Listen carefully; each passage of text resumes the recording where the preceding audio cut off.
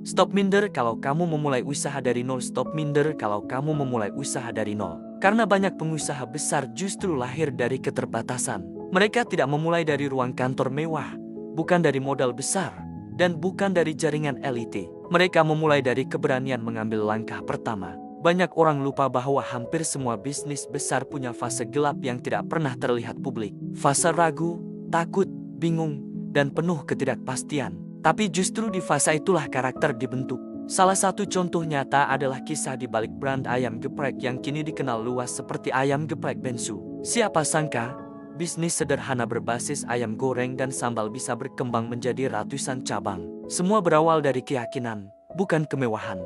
Awalnya tidak ada kantor besar, tidak ada investor raksasa, tidak ada sistem kompleks. Yang ada hanyalah keberanian mencoba dan tekad untuk berubah. Dari kondisi sederhana, lahirlah langkah besar. Ayam geprek sendiri bukan makanan mahal atau rumit. Hanya ayam goreng tepung yang dihancurkan lalu diberi sambal pedas. Konsepnya sangat sederhana, bahkan terlihat biasa. Tapi justru disitulah kekuatannya. Kesederhanaan membuatnya mudah diterima semua kalangan. Mahasiswa, pekerja kantoran, hingga keluarga bisa menikmatinya. Pasarnya luas, kebutuhannya nyata, dan permintaannya stabil. Banyak pengusaha ayam geprek memulai dari gerobak kecil atau warung sederhana. Modalnya terbatas, bahkan hasil pinjaman keluarga. Tapi keterbatasan itu tidak menghentikan langkah mereka. Pelanggan pertama biasanya datang dari lingkungan sekitar, tetangga, teman, kenalan, atau orang yang kebetulan lewat. Dari sanalah reputasi kecil mulai tumbuh.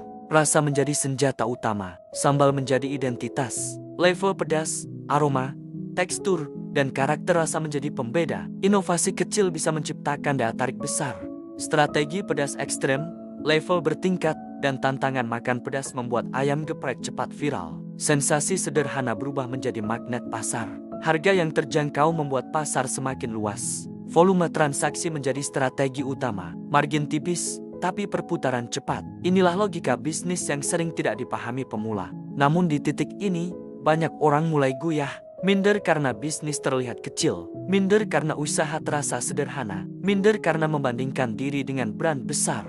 Padahal, hampir semua brand besar juga pernah berada di fase yang sama. Fase kecil, fase tidak terlihat, fase tidak dianggap. Mental minder sering muncul karena merasa tidak punya latar belakang bisnis, tidak punya pendidikan formal, tidak punya pengalaman panjang, tapi bisnis tidak dibangun dari gelar, melainkan dari proses. Banyak pengusaha ayam geprek adalah mantan karyawan biasa. Ada yang pernah gagal usaha, ada yang pernah bangkrut, tapi kegagalan tidak mematikan langkah mereka. Justru kegagalan membentuk mental tahan banting, mengajarkan cara bangkit, mengajarkan cara bertahan, mengajarkan cara berpikir. Media sosial kemudian mempercepat pertumbuhan. Foto ayam geprek, sambal melimpah, dan tantangan pedas mudah viral. Promosi tidak harus mahal. Dari warung kecil, nama bisa dikenal luas. Dari dapur rumah, brand bisa lahir. Dari keterbatasan, peluang justru terbuka. Namun saat permintaan meningkat, tantangan berubah. Bukan lagi soal pelanggan, tapi soal sistem, konsistensi rasa, kecepatan pelayanan, manajemen karyawan. Di titik inilah banyak usaha kecil runtuh. Karena tidak siap naik level, karena tidak membangun sistem, karena hanya mengandalkan semangat. Pengusaha yang bertahan mulai membangun shop, standar rasa, standar pelayanan, standar operasional. Dari bisnis emosional menjadi bisnis sistematis. Ekspansi cabang menjadi langkah berikutnya. Langkah berani, langkah penuh risiko. Tapi tanpa keberanian ini, bisnis akan stagnan. Tidak semua berani membuka cabang kedua. Karena biaya sewa, operasional, dan risiko kegagalan sangat besar. Tapi yang berani, berkembang. Branding mulai dibangun. Nama, logo, kemasan, konsep visual. Bisnis kecil mulai terlihat profesional. Kepercayaan pasar meningkat. Identitas brand membuat bisnis naik kelas. Dari warung menjadi brand.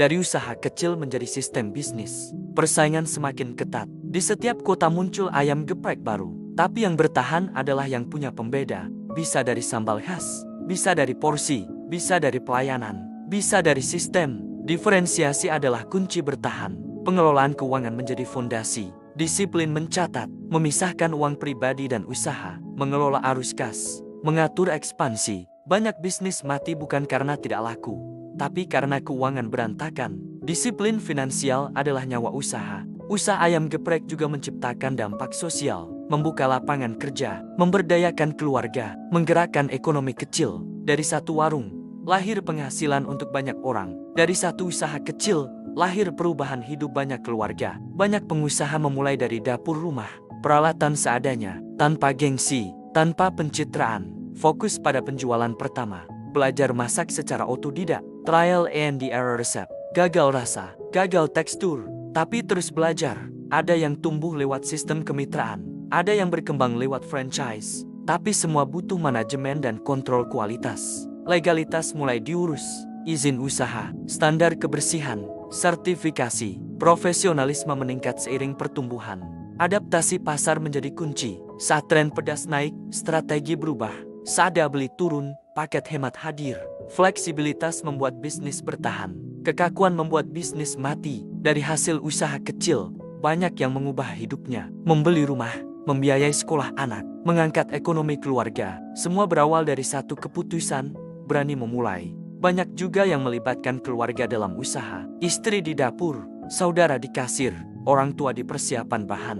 Usaha menjadi kekuatan bersama. Jatuh bangun menjadi cerita biasa. Rugi, sepi, ditipu, salah strategi, tapi semua menjadi pelajaran. Stop minder jika hari ini usahamu masih kecil. Semua usaha besar pernah berada di titik yang sama. Tidak ada yang langsung besar, tidak ada yang langsung sukses. Semua melalui proses panjang. Yang membedakan hanya satu, siapa yang bertahan lebih lama. Karena kesuksesan bukan soal siapa yang paling cepat, tapi siapa yang paling tahan.